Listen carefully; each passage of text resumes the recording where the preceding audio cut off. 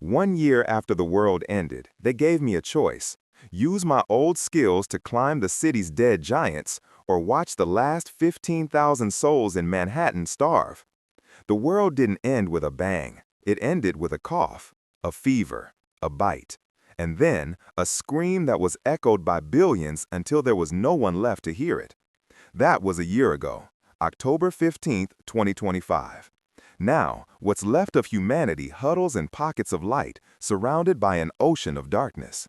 My pocket is called Manhattan. We call it the Last Island. From the top of the MetLife building, you can almost pretend it's the old world. The power grid still hums, a Frankenstein's monster of patched-together generators and solar arrays. The lights of our 15,000 souls twinkle against the oppressive blackness of the rest of the continent. But if you look down, you see the truth. You see the walls.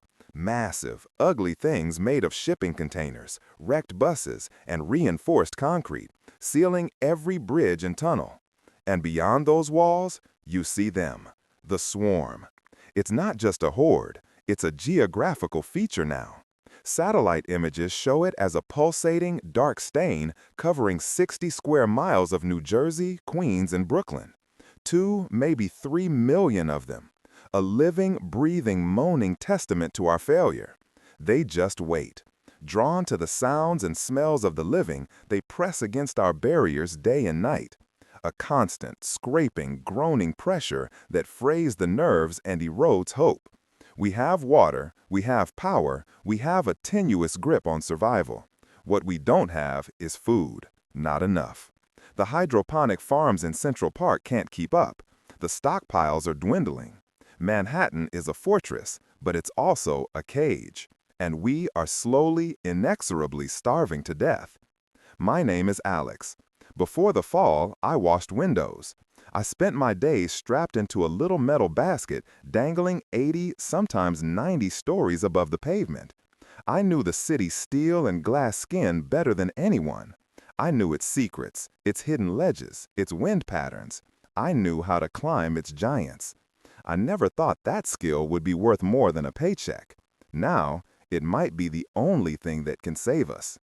The briefing room was 3 levels below what used to be the New York Public Library. The air was stale, smelling of ozone and fear. Lieutenant Deanna Hand stood in front of a projected map of Queens. She was former FDNY, a battalion chief who had seen the worst of the city's fires. This was just a different kind of fire. She had the same look in her eyes I'd seen on a lot of survivors, a permanent exhaustion fused with a terrifying intensity. She didn't look at us. She looked at the map, at the 8 red dots glowing on it. The plan is called Operation Downfall, she said, her voice a low rasp. We are out of options. In 2 months, the last of the grain reserves will be gone. We either break the siege or we die behind our walls. She pointed a scarred finger at the map. Outside force, a military remnant from the west, is positioned beyond the swarm. They can't get to us, and we can't get to them. Operation Downfall will change that. We are going to punch a hole through the swarm, a permanent corridor. A man next to me, a wiry guy named Marco, who used to be a systems analyst, snorted. Punch a hole? Lieutenant, there are millions of them. Hand's eyes finally snapped from the map to Marco. They were cold, hard chips of granite. We're not going to fight them, Mr. Rossi. We're going to bury them. We're going to use the city against itself. She gestured to the 8 red dots. These are our targets. 8 structurally compromised skyscrapers in key locations across Queens and Brooklyn.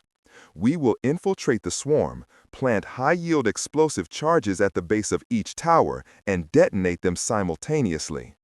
The room was silent. We were all doing the math. 8 skyscrapers, the domino effect, the sheer tonnage of concrete and steel.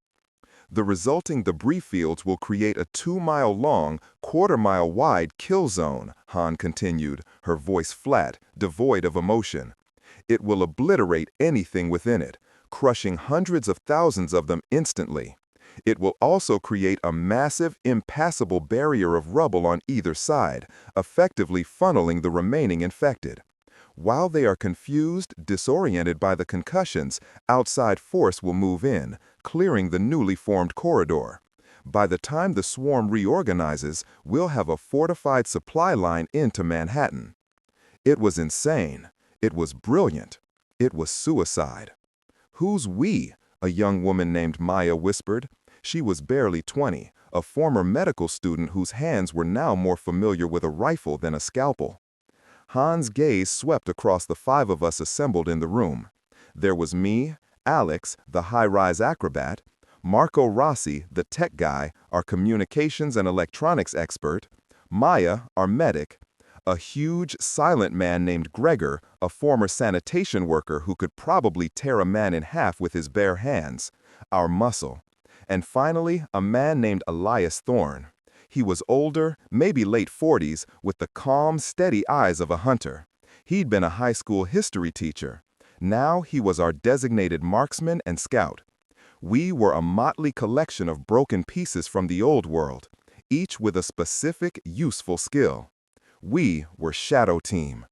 "We are," Hans said simply, "the 5 of you and me. We go in at 0400 tomorrow. We have a 12-hour window to plant all 8 charges. Infiltration will be via the old sewer access tunnels under the East River." Marco laughed again, a sharp, humorless sound. 12 hours inside that shitstorm? With no support? What's the extraction plan? Hans' expression didn't change. There isn't one. Once we're in, we're on our own. Complete the mission, find shelter, and ride out the detonation. If the plan works, outside force will find you during their clearing operations. If. The if hung in the air, thick and heavy as concrete dust. Command estimates a 30% survival probability for this mission. I've reviewed the data. I think that's optimistic. She let that sink in. This is a volunteer mission. No one is ordering you. But look around this room. Look at the faces of the people in this library. We are the last chapter of New York's story. This operation is the only chance we have to write another one. Anyone wants out, you walk through that door right now. No shame, no judgment. No one moved. The silence was absolute, broken only by the hum of the projector. I thought about my perch on the MetLife building. I thought about the 15,000 souls whose flickering lights were about to be extinguished. I used to climb these buildings for a living, to make them sparkle. The irony was suffocating. Now I had to climb them to bring them down. "All right," Hans said, her voice softening by a fraction of a degree. "Gear up, final checks, hydrate, empty your bladders. Once we cross that river, we don't stop for anything." As we filed out, I caught my reflection in a darkened computer monitor. A gaunt face, haunted eyes, a year's worth of grime etched into my skin. This was what was left. Not a window washer, not a New Yorker. Just a ghost, about to go haunt the place where he used to live. But that wasn't the whole story. The mission was more than just suicide.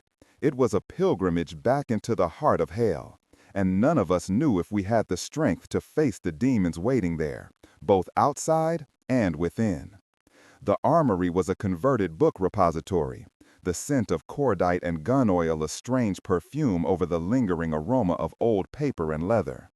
We moved in practiced silence, each of us locked in the ritual of preparation. For me, it was the ropes.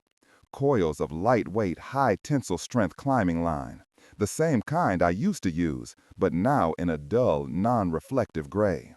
I checked every inch for frays, tested the locking mechanisms on my carabiners and ascenders. My harness felt like a second skin, a familiar comfort in a world defined by its lack. My primary weapon was a suppressed carbine, but my real tools were the ones that would get me up the concrete faces of our targets. Gregor was a mountain of quiet efficiency. He methodically loaded magazines for a heavy machine gun, his massive hands surprisingly nimble. He didn't talk much, but his presence was a constant, grounding force. He'd seen the worst of the initial outbreak, working sanitation during the first few days when the city was tearing itself apart. He'd survived by being stronger and more stubborn than the tide of death that swept over everything. Maya, on the other hand, was a storm of nervous energy. She triple-checked her medical kit, laying out sterile bandages, tourniquets, and injectors of coagulants and stimulants on a dusty library table.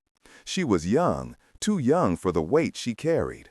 I saw her pause, her fingers tracing the worn cover of a Gray's Anatomy textbook left on the table, a relic from a life she'd barely begun.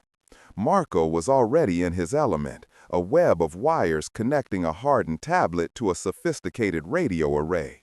He was our link, our eyes and ears. "Encrypted short-range comms are a go," he muttered, more to himself than anyone else. "But once we're deep, the signal degradation from all this steel and concrete is gonna be a blitch." He had a cynical edge that grated on everyone, but his skill was undeniable. He saw the world in signals and code, a useful perspective when the world itself had become static. Elias Thorne, the history teacher, was the last to arrive. He moved with a slow, deliberate grace that was unnerving. He carried a long-barreled rifle with a massive scope, its surface worn and smooth from use. He wasn't military, but he'd grown up hunting in the mountains upstate. In the New World, that made him a nobleman. He laid out 5 tactical watches on the table. "Synced," he said, his voice a low baritone. "Han's orders, radio silence unless absolutely critical. 2 taps for affirmative, 3 for negative. A continuous pulse means you're in deep shit and need immediate support." We strapped them on. The cold metal against my wrist was a final, chilling reminder of the countdown that had just begun. Han entered the room as the clock on the wall showed 03:45. She carried a compact shotgun, its stock wrapped in black tape. "Listen up," she commanded, and the room fell silent. "Our first objective is the old Queensboro Bridge, specifically the maintenance access tunnel that runs beneath the lower deck. It's our only way across the river without being exposed. Intel says the tunnel entrance on the Queen's side is sealed but not blocked. Marco, you're on the breach. Gregor, you're on point. Elias, you'll take the rear. Watch our backs. Alex, you and I will be in the middle. We move fast, we move quiet. Our only advantage is surprise. The swarm is least active in the pre-dawn hours. We use that." She looked at each of us, her gaze lingering for a moment. "The people in this building are trusting us with their lives. Don't feck it up." The tunnel leading from the library's sub-basement to the river was suffocatingly narrow. It was part of an old steam pipe network, forgotten by time until it became a lifeline. The air was thick with the smell of rust and stagnant water. Our footsteps, no matter how soft, seemed to echo endlessly in the oppressive dark. We moved in a single-file line, the beams of our headlamps cutting feeble paths through the gloom. Gregor's massive frame barely fit, his shoulders brushing the curved, weeping walls. We reached the river access point, a vertical shaft sealed by a heavy iron grate. Gregor put his shoulder to it and heaved. With a groan of rusted metal, it gave way. The smell hit us first. The East River. It wasn't the familiar smell of brackish water and city pollution. It was the smell of a graveyard, a mass grave, miles long. The river was choked with the dead, both infected and human, a floating, tangled mat of decay that washed against the shores of our island. We rappelled down to a narrow, crumbling maintenance catwalk just above the water level. Below us, pale shapes drifted in the darkness, their limbs moving lazily with the current. The Queensboro Bridge loomed above us like the skeleton of some colossal beast. We moved along the catwalk, the structure groaning and creaking with every step.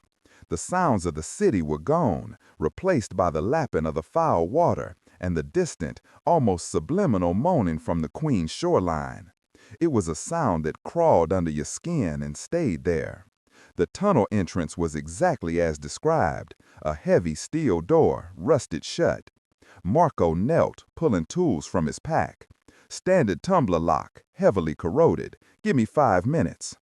Elias took up a position behind a thick support pillar, his rifle resting on the railing, scanning the opposite shore. "Movement," he whispered, his voice calm. "About 200 yards out, small group, 5, maybe 6 of them, shambling along the waterfront." We all froze. If they spotted our lights, it was over before it began. "Marco, how are we doing?" Han hissed.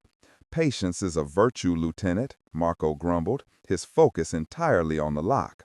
"Unless you want me to just blow it and invite the whole damn city to the party." A sharp click echoed in the silence. The lock gave way. "Virtue has been acquired," Marco said, pushing the heavy door inward. We slipped inside, one by one, sealing the door behind us. The tunnel was pitch black and the air was dead. But it was safe. For now.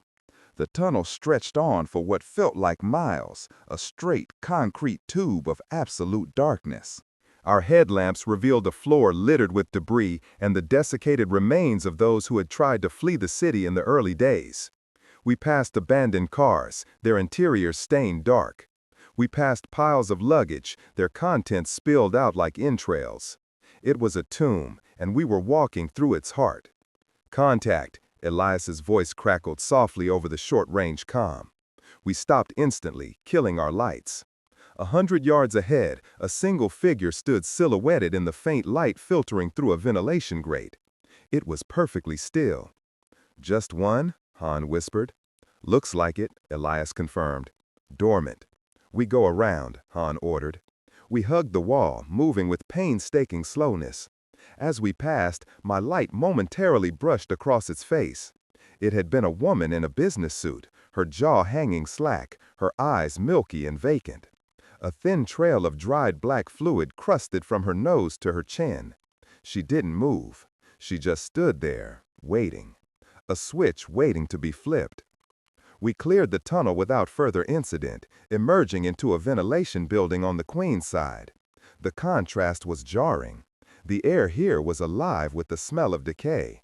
The silence was gone, replaced by that ever-present low-frequency moaning. We were in their territory now. Every shadow was a threat, every sound a potential death sentence. Our first target, a 40-story glass office tower, was 6 blocks away. 6 blocks of urban hell. We moved through the skeletal remains of what was once a bustling neighborhood. The streets were carpeted with a thick layer of filth and debris. Cars were strewn about like a child's discarded toys. Nature was already reclaiming the city, with thick vines crawling up the sides of buildings and grass pushing its way through cracks in the pavement. We saw more of them as we went. Lone figures standing in intersections, small groups huddled in darkened alleyways. They were mostly slow, shambling, reacting only to immediate stimuli. The key was to stay downwind and out of sight. We were ghosts, silent, invisible. "Rooftop," Elias suddenly whispered, pointing upwards. On the edge of a 5-story apartment building, a figure was perched, hunched over like a gargoyle. It was different from the others, leaner, faster. It scanned the street below with a predatory intelligence. "A stalker," Gregor rumbled, the first words he'd spoken in an hour. We'd only heard stories about them, second-stage mutations. Faster, smarter, and infinitely more dangerous. They were the wolves of this new world. As we watched, it leaped from the rooftop, landing on the pavement below with an unnatural silence. It sniffed the air, its head twitching, then bounded into an alleyway and disappeared. A cold dread settled in my stomach. The shambling dead were one thing. We could handle them.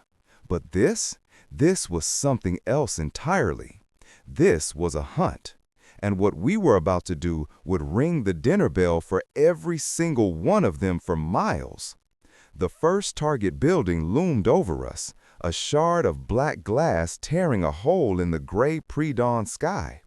Its official name was the Metron Tower, a monument to corporate ambition from the world before.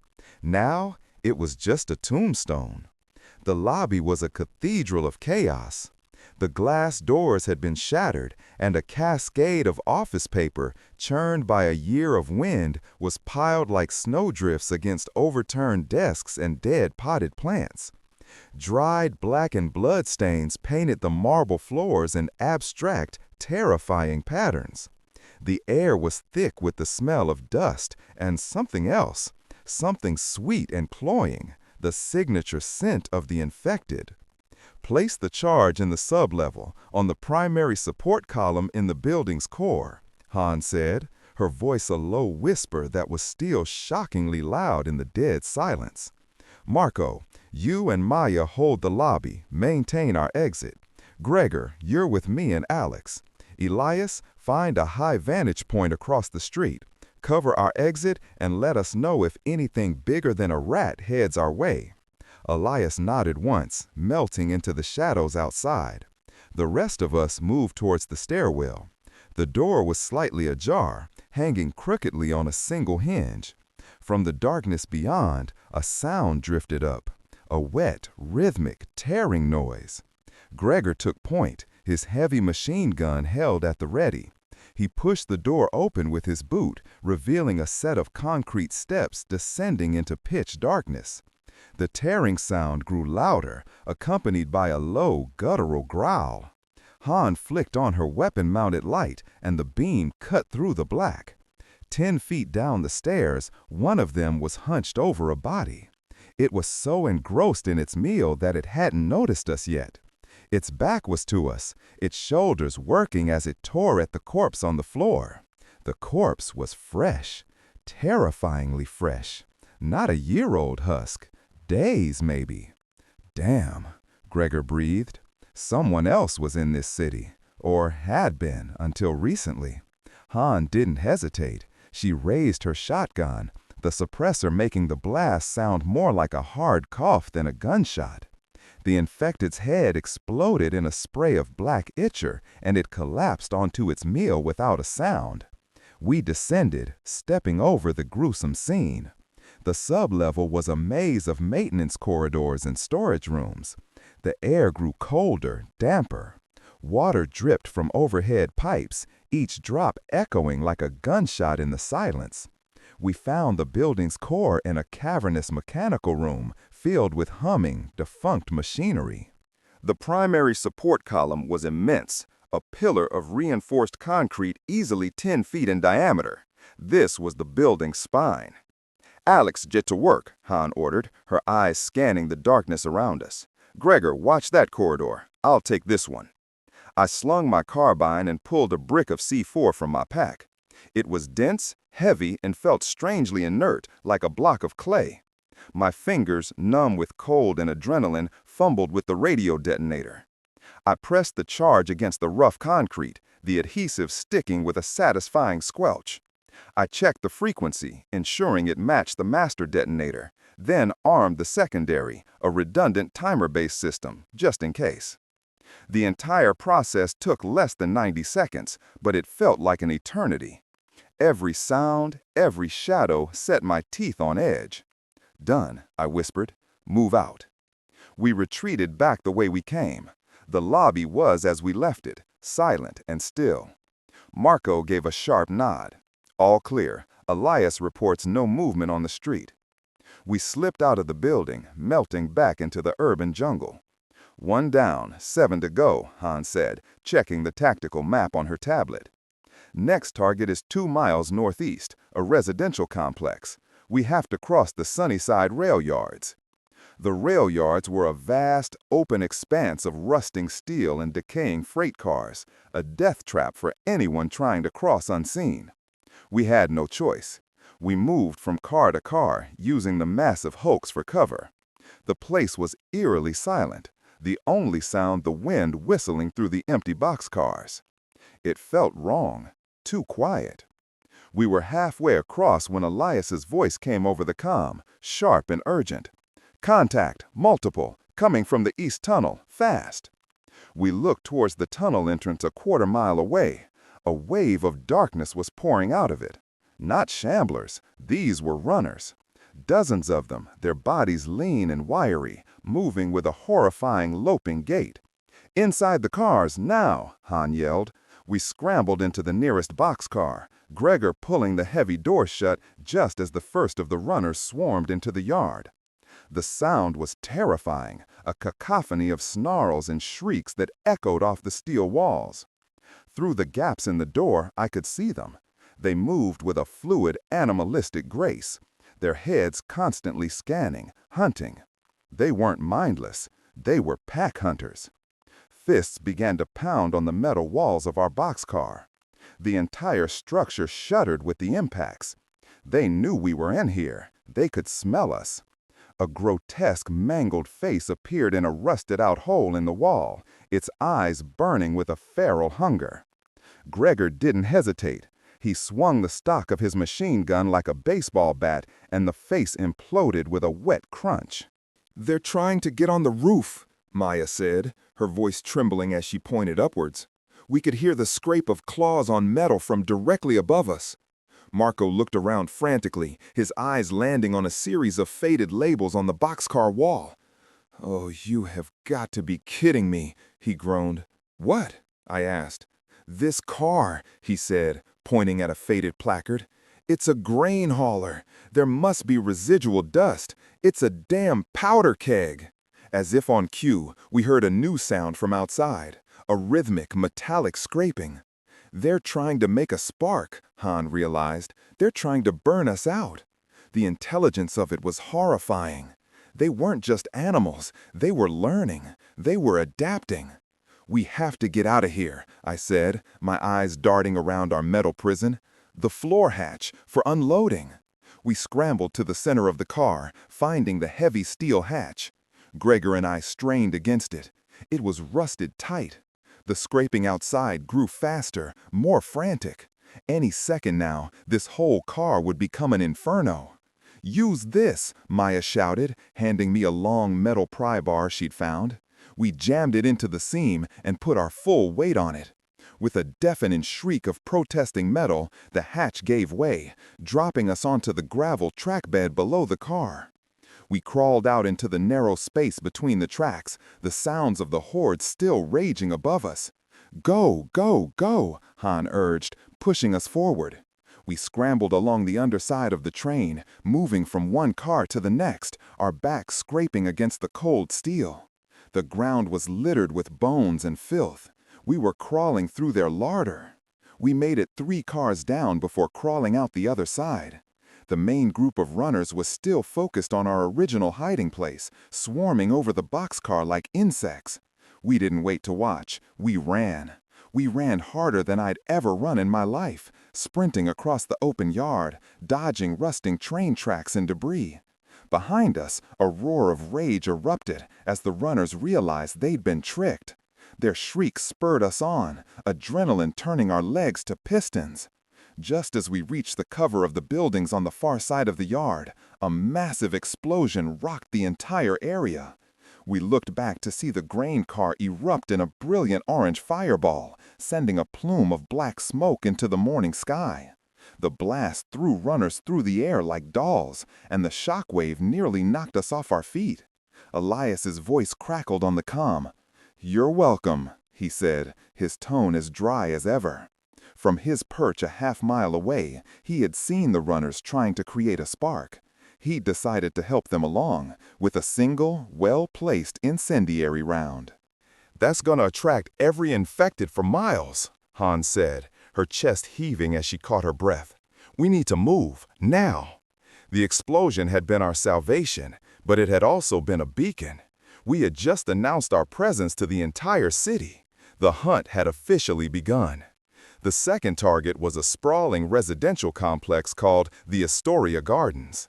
Before the fall, it was a yuppie paradise, a collection of 4 20-story towers surrounding a manicured courtyard. Now, it was a monument to rot. The manicured gardens were a jungle of weeds and overgrown bushes. The pristine swimming pool was a stagnant black pond, its surface coated in a thick layer of algae. The windows of the apartments were dark and vacant, like the eyes of a skull. We infiltrated through the underground parking garage, a damp, cavernous space filled with luxury cars covered in a year's worth of dust and cobwebs. Some of the car doors were ajar, revealing the mummified remains of their owners, who had turned while trying to flee.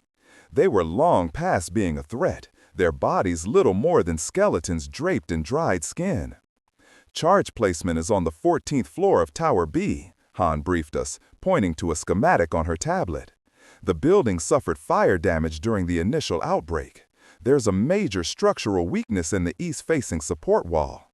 It's the perfect spot to start a domino collapse." "The elevators are dead," Marco stated the obvious. "It's a long climb up the stairs." "We're not taking the stairs," I said, looking up at the imposing face of the tower. "The stairs are a choke point, a death trap. We go up the outside." Everyone looked at me like I was insane. "Alex, that's a 20-story climb," Han said, her brow furrowed. 14 stories, I corrected. "I can have a line set in 10 minutes. We can ascend with Jumar rigs. It's faster, quieter, and they won't be expecting it." I could see the doubt in their eyes, but Han considered it for a moment, then nodded. "All right, Vandal, do it. Elias, find your nest. Everyone else, cover him." I uncoiled my ropes, a familiar comfort in my hands. I pulled out my grappling gun, a pneumatic device I'd modified myself. It was my key to the vertical world. I aimed for a concrete balcony on the 3rd floor, a solid anchor point to start our ascent. The gun hissed, and the grappling hook shot upwards, trailing the thin pilot line. It snagged perfectly on the balcony railing. I gave it a hard tug. Solid. I attached the main climbing rope and began to ascend, my body moving with an economy of motion born from years of practice. It felt good to be in my element again, to be off the ground, away from the filth and the immediate threat of the dead. The city spread out below me, a silent, gray panorama of decay. For a moment, it was almost peaceful. I secured the first line and then rappelled back down. One by one, we began our ascent. Gregor, for all his bulk, was surprisingly agile. Marco complained the entire way, a constant stream of muttered curses. Maya was silent, her face a mask of concentration. Han climbed with the grim determination she applied to everything. It took 20 minutes to get all 5 of us to a secure balcony on the 14th floor. The apartment was a time capsule of tragedy. The door was unlocked. Inside, dust motes danced in the beams of our flashlights. A half-eaten meal sat on the dining room table, covered in a thick layer of mold. A child's drawing was stuck to the refrigerator with a cartoon magnet, a smiling family under a smiling sun. "Clear," Gregor rumbled after checking the other rooms. The place was empty. No bodies, no infected. They had just vanished. "They were lucky," Maya whispered, her voice thick with emotion as she stared at the drawing. I found the structural wall Han had indicated. It was charred and blackened from a fire, with deep cracks running through the concrete. Perfect. I set the charge quickly, my movements efficient and precise. Just as I was arming the detonator, I heard a sound. A soft, melodic chiming. We all froze, our heads snapping up. It was coming from one of the bedrooms. It was the sound of a child's mobile, spinning slowly in the breeze from the broken window. And then we heard another sound. A soft, pained whimpering. It was coming from a closet in the bedroom.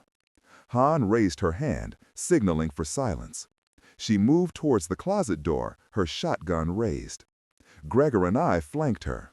She reached out and slowly, carefully, pulled the door open.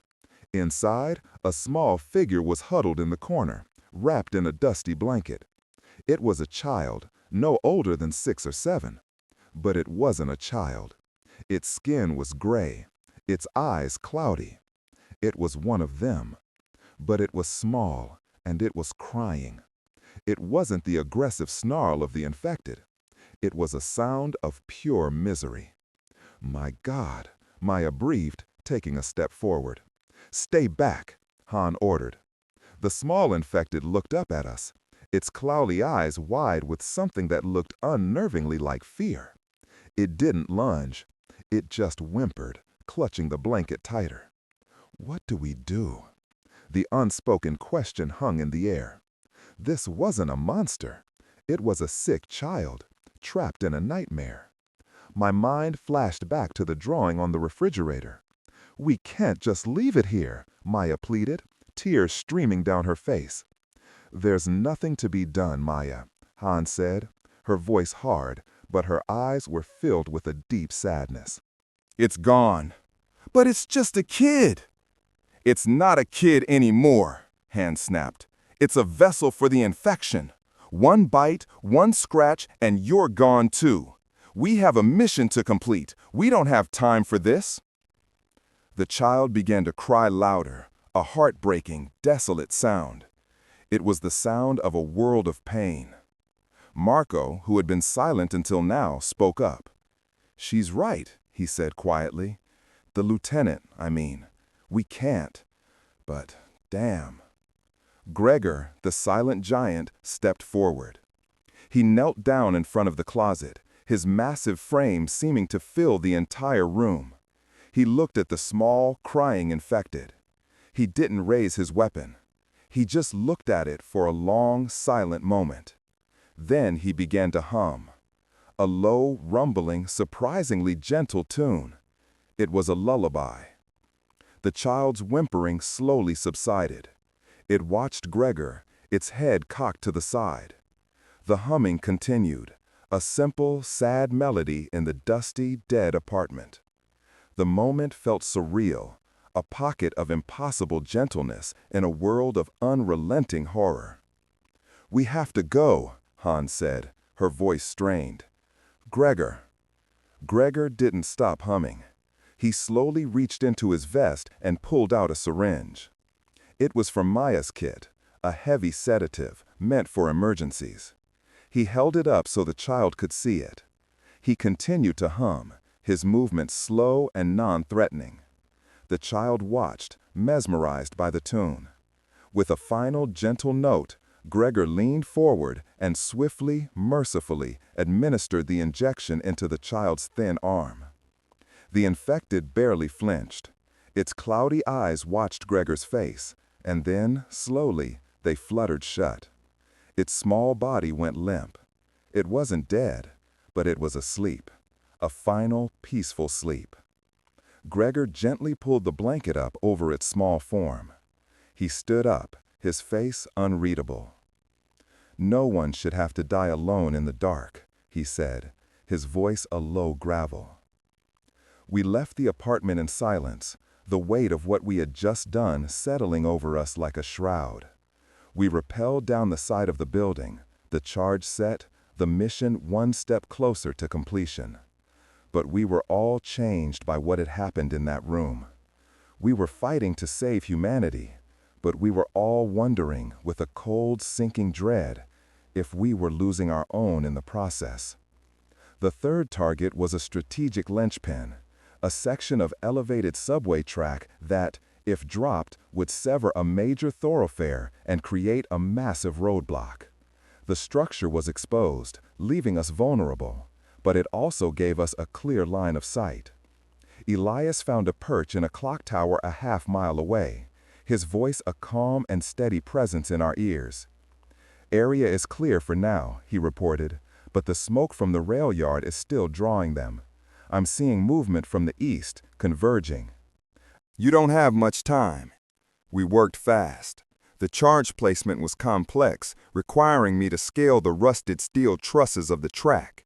The metal groaned under my weight, and flakes of rust rained down on the street below.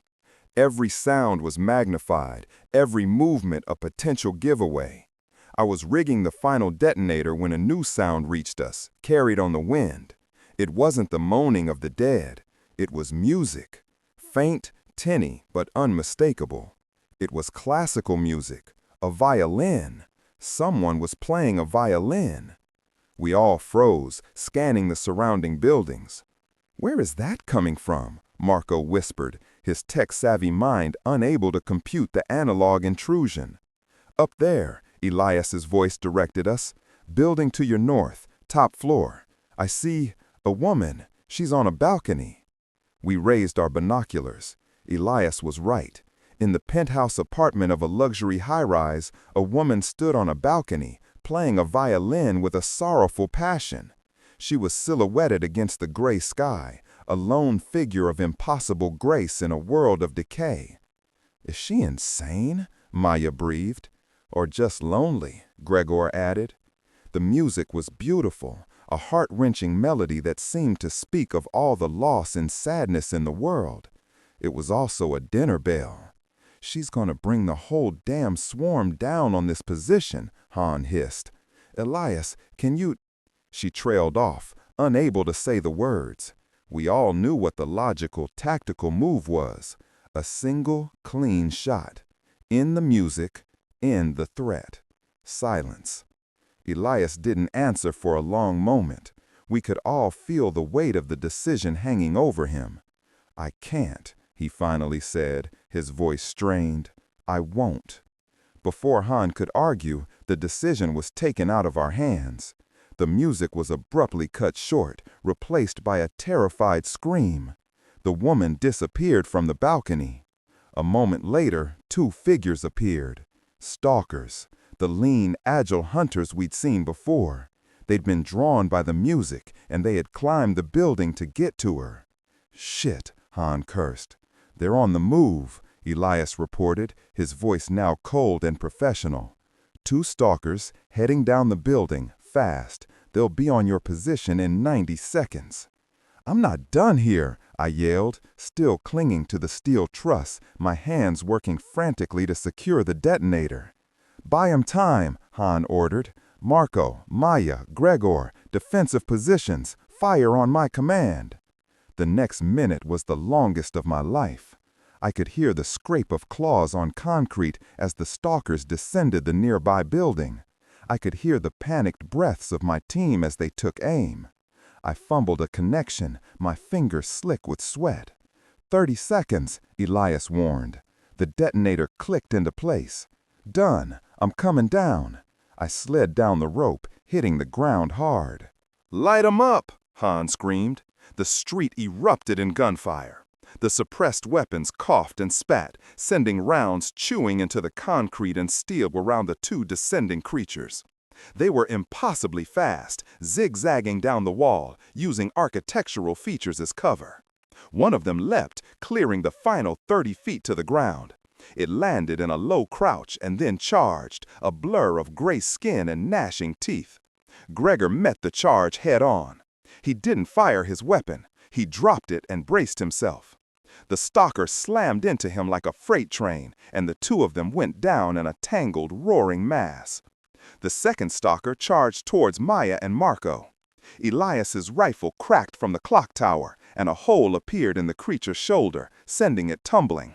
But it was up again in an instant, wounded but not stopped. It lunged for Maya. Marco pushed her out of the way, taking the brunt of the impact himself. The creature's claws raked across his chest, tearing through his vest and the flesh beneath. He screamed in pain and terror. I raised my carbine and fired a 3-round burst into the stalker's head. It collapsed on top of Marco. Gregor, meanwhile, was in a primal struggle for his life. He had the first stalker in a chokehold, his massive arms wrapped around its neck. The creature thrashed and clawed, tearing at his arms and face, but Gregor's grip was like iron. With a final guttural roar that seemed to shake the very foundations of the street, Gregor twisted, and there was a sickening crack of breaking bone. The stalker went limp. Silence descended, broken only by Marco's pained gasps and Gregor's heavy breathing. Maya rushed to Marco's side. "The claws, they went deep," she said, her voice shaking as she applied a pressure dressing. "He's losing a lot of blood." Gregor stumbled to his feet. His face and arms were covered in deep gashes, but a quick check from Maya revealed he hadn't been bitten. The distinction was everything. "The gunfire will have drawn them," Han said, scanning the streets. "We have to move. Gregor, can you carry him?" Gregor nodded, hoisting the semi-conscious Marco over his shoulder as if he weighed nothing. "Our next objective is Grand Central Terminal," Han announced, her face grim. "We're going to have to go underground." It was a terrible choice. We could stay on the streets, where we were exposed but could see the threats coming. Or we could descend into the darkness of the subway tunnels, a confined space that was almost certainly teeming with infected. The tunnels will be faster, I said, and with Marco injured, we can't afford a prolonged fight on the surface. Han nodded. It's the lesser of two evils. Let's go. We found a service entrance to the subway 2 blocks away. Descending into the darkness felt like entering the gullet of some great beast. The air was cold and thick with the smell of mold and stagnant water. The only light was from our headlamps, their beams seeming to be swallowed by the oppressive blackness. The tunnels were a labyrinth. We moved through a world of echoing drips, scurrying rats, and the ever-present, distant moaning of the dead. Marco was groaning in pain, his consciousness fading in and out. His life depended on us getting him to a place where Maya could properly treat his wounds. We were 2 miles into the tunnel system when we saw it, a faint flickering light ahead. We approached with caution, weapons raised. We rounded a bend and stopped dead. The tunnel opened into a massive cavern, Grand Central Terminal. But it wasn't empty. The vast main concourse was filled with them, not hundreds, thousands. They were packed onto the floor, shoulder to shoulder, a swaying, moaning carpet of undeath. In the center of the concourse, a bonfire raged, its flames licking at the iconic celestial ceiling. Around the fire, a different kind of survivor was gathered. They were wiry, savage-looking people, their bodies covered in scars and crude tattoos.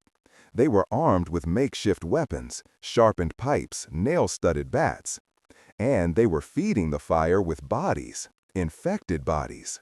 They would drag one from the passive horde and, with ritualistic cruelty, heave it into the flames. This wasn't just a nest of infected. It was a cult, a human cult that had made this hell their kingdom. And they were standing directly between us and our next target. "Oh man," Maya whispered, her voice filled with a new kind of fear. "What the hell is this?" This was something far worse than the mindless dead. This was organized madness. This was the human variable we hadn't accounted for. And in the heart of their nest, they were a threat more deadly than any stalker. The way forward was blocked, and turning back wasn't an option. We retreated back into the tunnel, the flickering firelight of the Grand Central cult painting dancing shadows on the damp walls. Marco was fading fast, his breathing was shallow, and the field dressing Maya had applied was soaked through with blood. "He needs surgery," Maya stated, her voice tight with desperation. "Those wounds need to be cleaned and stitched, or he'll go septic. I can't do that here." Hans studied the map on her tablet, her face illuminated by its cold blue light. "There's an old World War II-era civil defense bunker marked on these schematics. It's about a half-mile from here, connected to a service tunnel. If it's intact, it's our best shot at a secure location." "Through them?" I asked, gesturing back towards the concourse. "Around them," Han corrected. "There's a network of maintenance and steam tunnels that bypass the main hall. It'll be tight and it'll be dark, but it's our only way." The steam tunnels were a claustrophobic nightmare. The pipes, still warm in places from the geothermal activity deep below the city, made the air hot and humid. We moved in a crouch, our backs scraping against the low ceilings. Gregor, Carrie, and Marco had to practically crawl, his pained grunts echoing in the narrow space. The heat was making Marco's condition worse. He was delirious now, muttering incomprehensible words, his body shivering to split the oppressive temperature. Every sound we made seemed amplified. Every drip of water, every scrape of a boot felt like a thunderclap that would surely alert the cultists or the thousands of dormant infected just a few dozen feet away. After what felt like an eternity, we found the access door to the bunker. It was thick steel, with a large rusted wheel for a handle. Gregor, with the last of his strength, put his shoulder to it. It wouldn't budge. "It's seized," Marco mumbled from his delirious state, his tech analyst mind briefly surfacing. "Pressure differential. Equalize it." He was right. There was a small valve near the bottom of the door. I twisted it, and with a hiss of stale air, the pressure equalized. Gregor tried the wheel again, and this time, with a groan of protest, it turned. The bunker was a time capsule. Racks of dusty helmets, crates of decades-old sea rations, and a communications desk with ancient Bakelite equipment. The air was stale but clean. It was safe. Maya immediately went to work on Marco, cutting away his torn vest and clothing. "I need light, lots of light," she commanded. We set up our powerful battery-powered lanterns, creating a sterile, overlit island in the center of the dusty room. The wound was worse than we thought. 4 deep gashes ran from his shoulder to his hip. "I have to clean it out," she said, her knuckles white as she gripped a bottle of antiseptic. "Gregor, hold him down. This is gonna hurt." What followed was a brutal, agonizing procedure. Marco screamed, a raw animal sound of pure pain, as Maya flushed the wounds and began to stitch him up with a needle and surgical thread. We had to gag him to muffle the sound, terrified the cultists would hear. Gregor held his friend down, his own face a mask of anguish, tears streaming down his cheeks and mixing with the blood from his own untreated wounds. An hour later, it was over. Marco was unconscious, his breathing shallow but stable.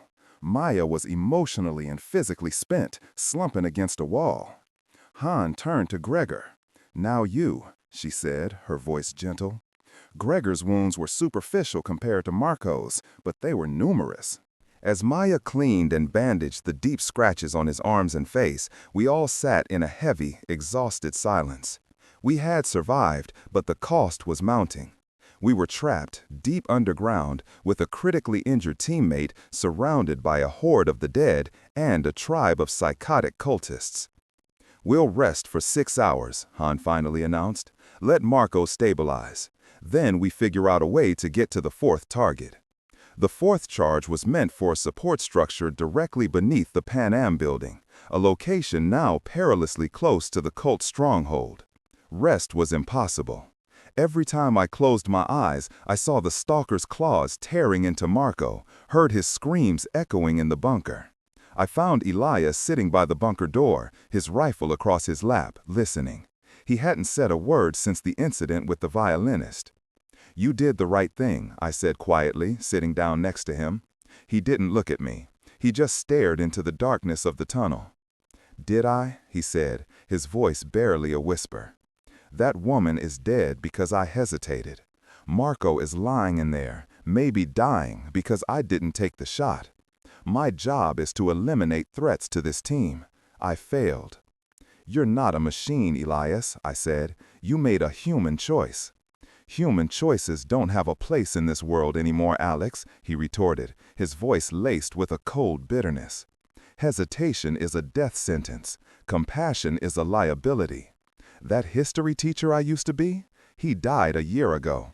I'm just a man with a rifle now, and I need to start acting like it." Our conversation was cut short by a sound from the tunnel, a faint, rhythmic scraping. We both tensed, raising our weapons. The sound grew closer. It wasn't the shambling of an infected or the heavy tread of a cultist. It was something else. A whisper came from the darkness. "Help me." We looked at each other, confused. Han joined us at the door, her shotgun ready. "Who's there?" she called out, her voice sharp. "Please, they're coming," the voice whispered again. A figure emerged from the darkness, crawling on its hands and knees. It was a man, gaunt and skeletal, his clothes little more than rags.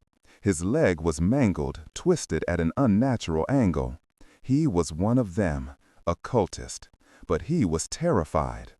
"They cast me out," he rasped, his eyes wide with fear. "The speaker, he had a vision, saw the outsiders, saw you, said you were a bad omen, a plague. They're hunting you. They're listening." "Listening to what?" Han demanded. "To the walls," the man whimpered. "The pipes. They can hear everything. They know you're here." As he spoke, a new sound joined the scraping, a low, guttural chanting, echoing through the tunnels. It was coming from all directions. The cultists were communicating, coordinating their hunt. The man's eyes went wide with terror. He's coming, the speaker. From the darkness behind the wounded man, a new figure emerged. This one was tall and broad, adorned with a grotesque headdress made from a human skull and spine. He carried a massive, crude axe, crafted from a sharpened stop sign. The speaker. He looked at the wounded man on the floor with contempt, then raised his axe. "No unclean may live," he boomed, his voice distorted and amplified by the tunnel's acoustics. He brought the axe down with savage force, silencing the wounded man's pleas forever. Then he lifted his gaze and looked directly at us, his eyes burning with a fanatical fire from within the sockets of the skull headdress. "The metal spirits of the deep earth told me you were here, demons," he bellowed. "You have defiled this holy land. You have disturbed the great sleep. Now you will be our sacrifice." Behind him, dozens more cultists emerged from the darkness, their faces painted with bizarre, terrifying symbols, their makeshift weapons held at the ready. We were trapped. The door was our only exit, and they were blocking it. "This is a high-casualty mission," Han had said. It was a phrase that now felt like a chilling, understated prophecy. But what happened next would shock everyone. The speaker raised his stop sign axe, and the cultists surged forward with a fanatical roar. "Seal the door!" Han yelled. Elias and I threw our weight against the heavy steel, swinging it shut just as the first of them reached us. The axe slammed into the metal, leaving a deep gouge. They began pounding on the door, their chanting turning into a cacophony of enraged screams. "That door won't hold forever," Gregor stated, his voice a low growl. "They'll break it down eventually." Marco stirred, his eyes fluttering open. "The map," he rasped. "The schematics. There's another way out."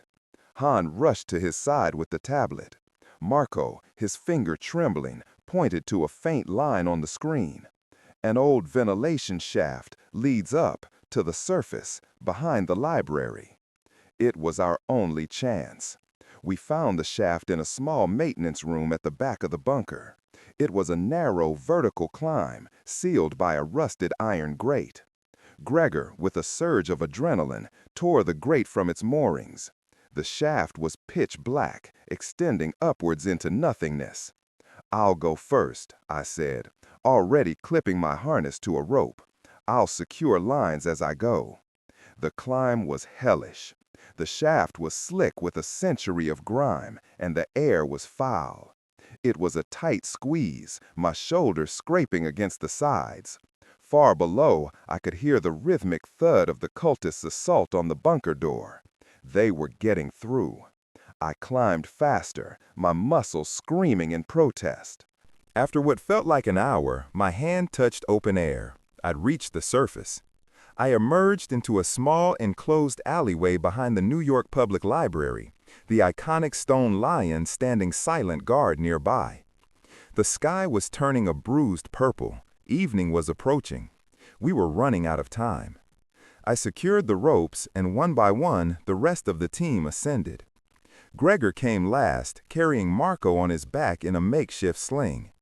We had made it out, but we were far from safe. We had lost precious hours, and we still had 5 charges to plant. "The fourth target is less than 100 yards from here," Han said, getting her bearings. "The Pan Am building support structure. We can access it through the library sub-basement." The irony was not lost on any of us. We had started our journey from beneath a library, only to find ourselves forced to return to one. The library sub-basement was a maze of rolling bookshelves and forgotten archives. We found the access tunnel to the Pan Am building's foundations, and I got to work. The charge placement was quick. We were a well-oiled machine now, each of us moving with a grim efficiency. As I armed the detonator, Elias, who had taken up a watch position at a basement window, spoke. "They're here." We looked out. The cultists were swarming into the plaza in front of the library. At their head was the speaker, his skull headdress making him look like some demonic god.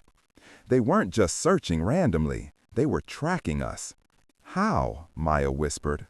The whisper in the dark, I realized. That guy they offed, he said they could hear us through the pipes. They must have followed us through the ventilation system. We're cornered, Gregor said, checking his ammunition. Not yet, Han replied, her eyes scanning the basement. We use the mission against them. She looked at me. Alex, can you rig a secondary trigger for that charge, a tripwire? A grim understanding dawned on me. Yeah, easy. I ran a thin, nearly invisible wire from the detonator to the entrance of the access tunnel. The plan was simple, brutal, and utterly necessary. We retreated deeper into the library's archives, climbing to the main floor.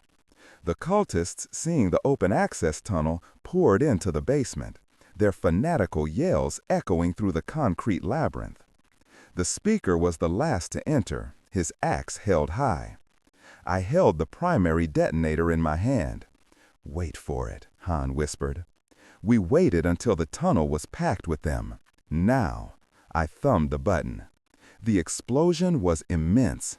The entire library shuddered, and a geyser of dust and debris erupted from the stairwell. The speaker was the last to enter, his axe held high. I held the primary detonator in my hand. Wait for it, Han whispered. We waited until the tunnel was packed with them. Now, I thumbed the button. The explosion was immense. The entire library shuddered, and a geyser of dust and debris erupted from the stairwell. The fourth charge had served a dual purpose. It had armed a key part of Operation Downfall, and it had just turned the library's sub-basement into a tomb for the speaker and most of his followers. The remaining cultists outside, leaderless and confused, scattered into the night. It was a victory, but it felt hollow.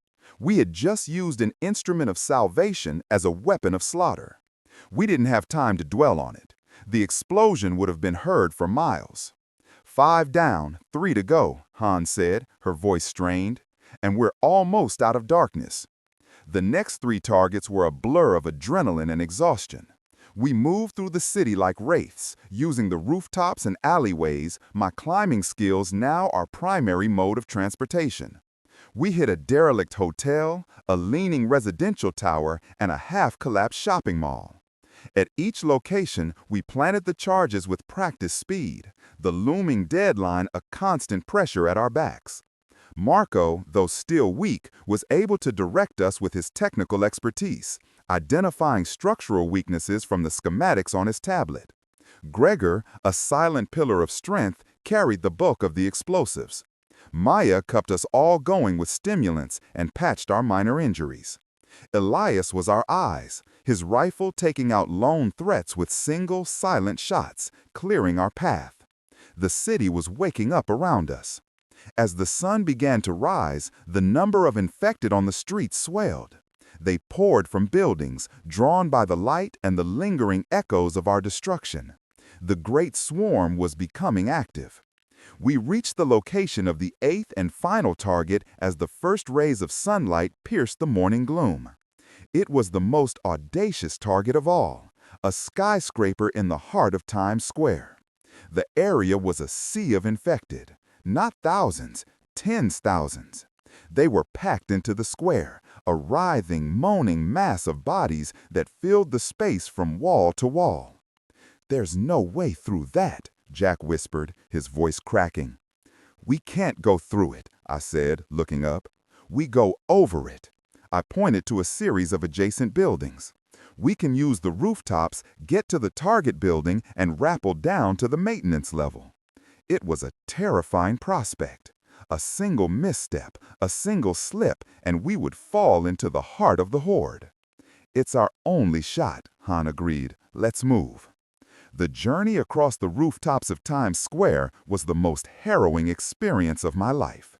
We leaped across terrifying gaps between buildings, balanced on narrow ledges hundreds of feet in the air, all while the cacophony of the horde below threatened to shatter our concentration. We finally reached the target building. The plan was to rappel down to a series of maintenance balconies on the 40th floor to access the building's core. I was the first one over the edge, the city spinning below me.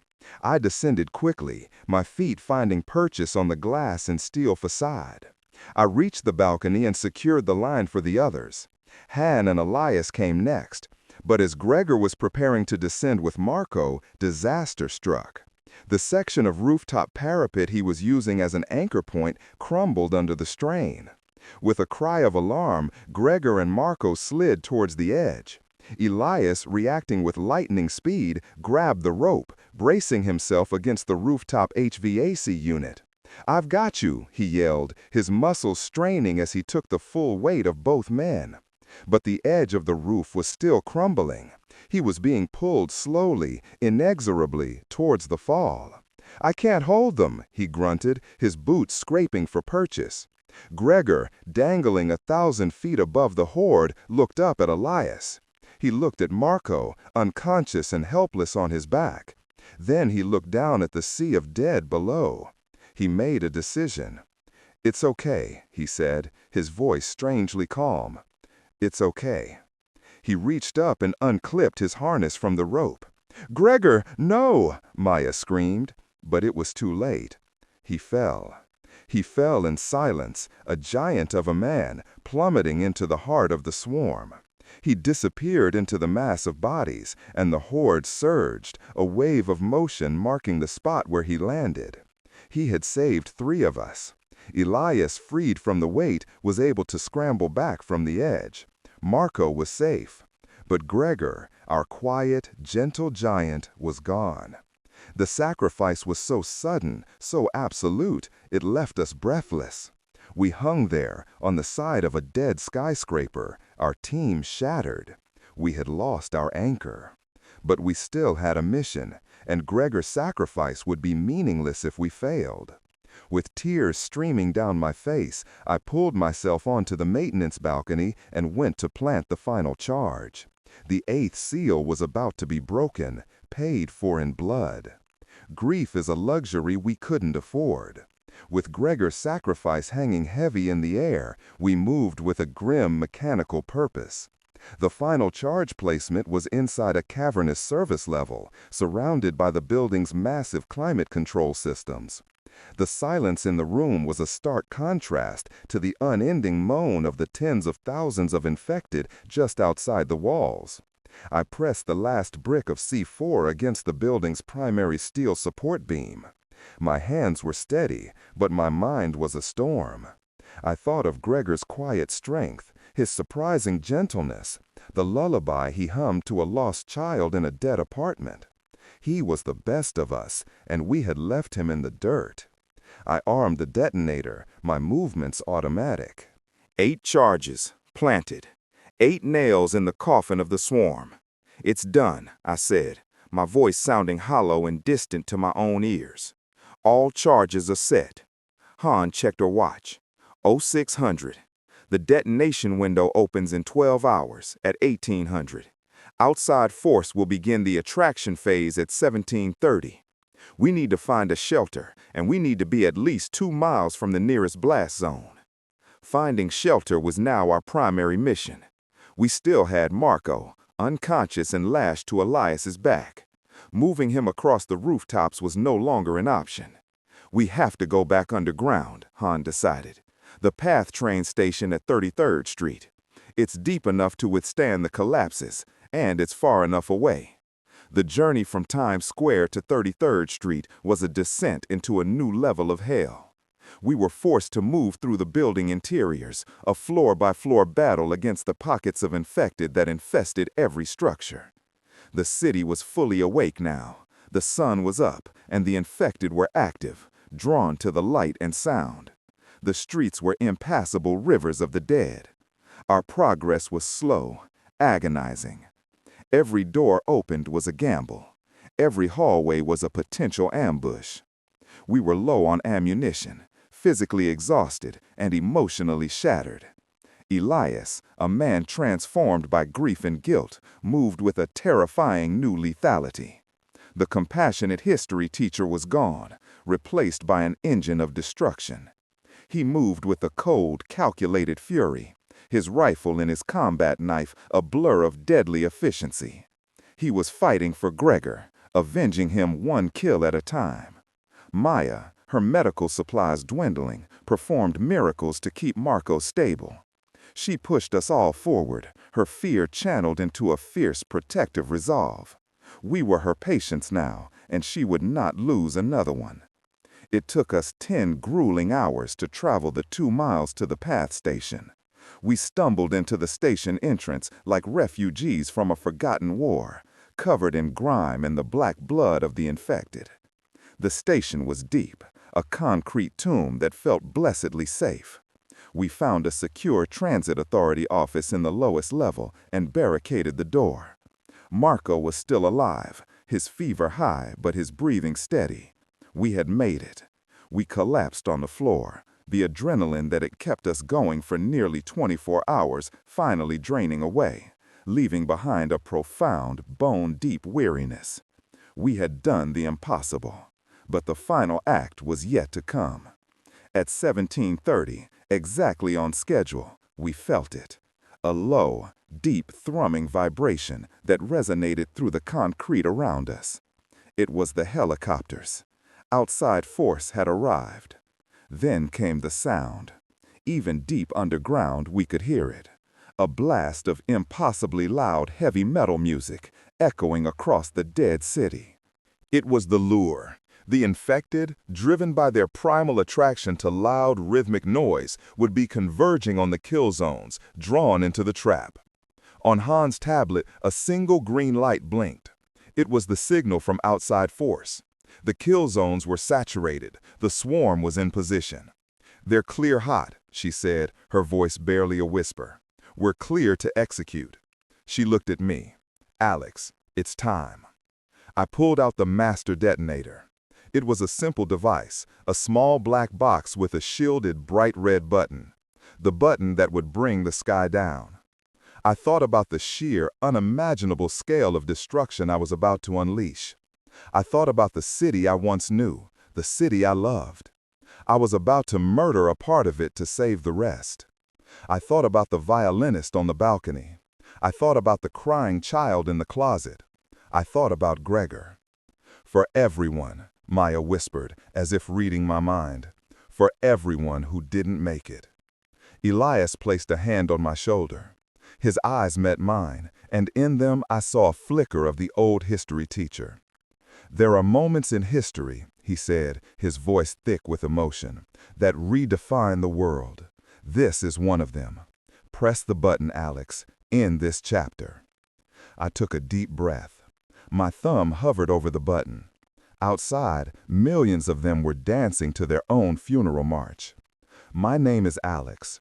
I used to wash windows. Now, I unmake the world. I pressed the button. For 2 seconds, there was absolute silence, a held breath. And then, the world ended for the second time. The floor bucked beneath us, throwing us from our feet. A roar, not of sound, but of pure physical force, slammed through our subterranean shelter. The lights flickered and died, plunging us into absolute, terrifying darkness. The very bedrock of Manhattan screamed as, miles away, 8 giants began to fall. The sound was a continuous, escalating cataclysm. The shriek of tortured metal, the explosive crack of concrete, the tectonic groan of entire city blocks giving way. The bunker shook so violently I could feel my teeth rattling in my skull. Dust and debris rained down from the ceiling. Above us, hundreds of thousands, maybe more, of the infected were being erased from existence, buried under millions of tons of rubble. The symphony of destruction went on for 3 full minutes. 3 minutes of unrelenting, world-shattering violence. Then, gradually, the roar subsided, replaced by the rumble of settling debris, then by the echo of distant collapses, and then silence. A silence so profound, so complete, it was more deafening than the noise it replaced. The emergency lights in the office flickered on, casting a dim, eerie red glow over the dust-choked room. We were all on the floor, stunned, bleeding from minor cuts, ears ringing. But we were alive. We had done it. Han's radio crackled to life, the first sound in the new silence. It was a voice, distorted by static, but clear. "Shadow Team, this is Colonel Briggs of Outside Force. Do you copy?" Han scrambled for the radio. "Colonel, this is Shadow Team. We read you. Detonation complete. What's your status?" There was a pause, and then the voice came back, filled with a sense of awe and disbelief. "My God, Shadow Team, you did it. The corridor is open. It's a slaughterhouse out here. We've never seen anything like it. Welcome back to the world." We looked at each other in the dim red light, our faces caked in dust. We were bruised, broken, and haunted. We had won one of our own. We had punched a hole in the darkness. For the first time in a year, Manhattan had a future. The war wasn't over, but we had just given humanity a fighting chance. And in the profound silence of a newly reshaped world, that was everything.